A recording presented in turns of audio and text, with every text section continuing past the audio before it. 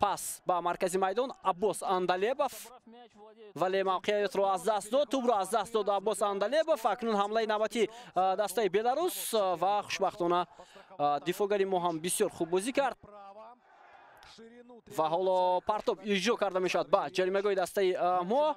Имконият барои беларусҳо буд. Алиҷони Айнӣ натавонист зуд тӯбро гирифта ва ҳамин тавр ҳисоб кушода мешавад дӯстони арҷманд аз ҷониби бозингарони Беларус ва партоби ӯ ба канори майдон ҳуҷум идома мекунад аз ҷониби Худоидод Абдуфаттоҳзода. Гузаришҳои ӯ бисёр ҳам хуб ва бояд партоб хуб иҷро карда шавад ба канори майдон. Муҷовид Шовайсудинов, имконият ҳаст барои бозингарони мо, барои иҷроши зарба иҷро мешавад ва гол! 1-1 дӯстони арҷманд ва бубинед ки чӣ гуна голи зуд иҷро карда мешавад аз сӯи футболбозони мо ва зарба аз ҷониби воқеан ҳам ки иҷро гардид? Кабир Салимшоев? На, Аббос Андалебов дӯстони арҷманд, бозингари рақами 8, ҳамон нафаре ки ҳамлаи беларусҳо маҳз тавассути иштибоҳи ӯ буд ва тавонист иштибоҳи худро зуд ислоҳ карда. Воқеан ҳам аҳсан ба Аббос Андалебов, воқеан ҳам аҳсан ки зарбаро бисёр хуб иҷро кард. Дарвозабони Беларус натавонист дифоъ карда ва тӯб заминӣ ворди тӯри дарвозаи беларусҳо шуд. Ҳисоб баробар 1-1. Муҷовид Шовайсидинов тӯбро ба Алиҷони Айнӣ, Алиҷон тӯбро нагирифт ва гузошт ки Аббос тӯбро соҳиб шавад ва ҳамин тавр зарбаи задаи Аббос Андалебов. Партоб ба канори майдон, имконияти идома додани ҳамла ҳаст. Мутаваҷҷеҳ мешавем дар ин мавқеъ Хусрав Тоҳиров ҳам ӯ ҳам хеле хуб бозӣ мекунад. Бо як бозигузори хеле амоли вор ҷаримагоҳи дастаи Беларус мешавад, аммо зуд футболбозони мизбон муқобилат нишон медиҳанд. Имкони партоб анҷом додан ҳаст ва боз ҳам бартарии бозингарони мо Хусрав Тоҳиров буд. Акнун ирсоли тӯ ба ҷаримагоҳ воз бубинед чӣ гуна голи зебо! Гол!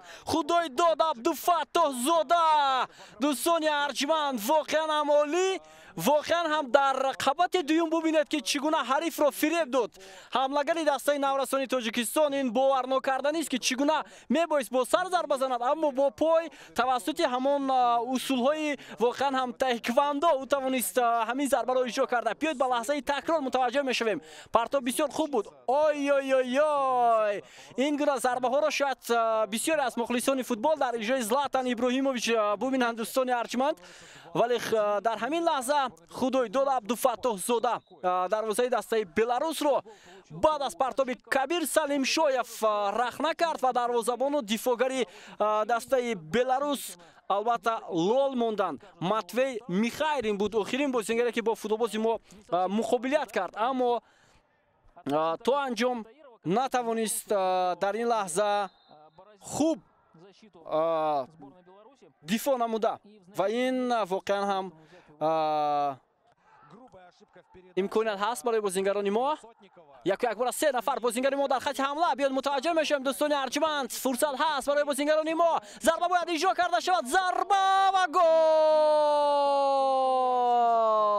Сунатулло Азизов дӯстони арҷманд, футболбозе ки чанд лаҳза пеш ба майдон омад, тавонист муаллифи гол шуда. Аҳсан, тағйирот бисёр хуб дӯстони арҷманд анҷом шуд ва дидед ки чӣ гуна аллакай бо ин тағйирот бозингароне ки нафаси тозатар доранд ба хати ҳамлаи мо воқеан ҳам чӣ гуна хуб кӯмак карда тавонистанд.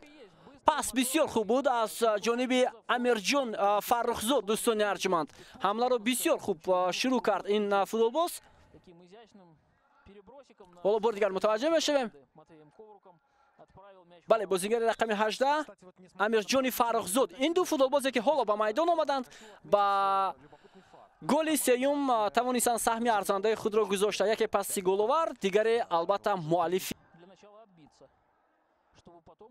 Кабир Салимшоев.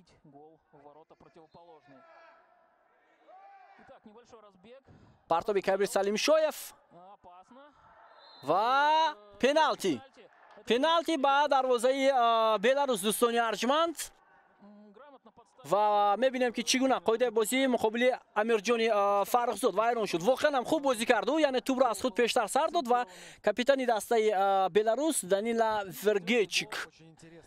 Вергейчик қоидаи бозиро вайрон кард. Ва акнун мебинем дар назди тӯб ки маъз худи Амирҷони Фаррухзод бозингари ҷабрдида футболбозе ки барои тимаш ҷарима 11 метр овард. Ӯ як гол зада буд дар бозии гузашта ва мебинем ки аз зарбаи пеналти чӣ гуна муваффақ мешавад Амирҷони Фаррухзод. Муқобили ӯ дарвозабони дастаи Беларус Матвей Коврук. Зарбаи Амирҷон ва гол. Ҳисоб 4-1 ба нафи бозингарони мо. муаллифи голи чаҳорум Амирҷони Фаррухзод. аҳсант. Воқеан ҳам ин бозингар баъди ба майдон омаданаш нисбат ба дигар футболбозон фарқкунанда ҳам буд. Як паси головар ва як гол. натиҷаи бисёр хуб барои Амирҷони Фаррухзод. зарба ба кунҷи чапи дарвоза ирсол карда шуд ва дарвозабон натавонист ҳатто самти зарбазании бозингари нимуҳофизаи Тоҷикистонро умуман хуб омӯзад ва ҳамин тавр гузориши мустақимо ба анҷом мерасад. бо шумо будам Бобо Холмурзода ки ин бозиро шориҳӣ кардам. сиҳатманду пирӯз бошед.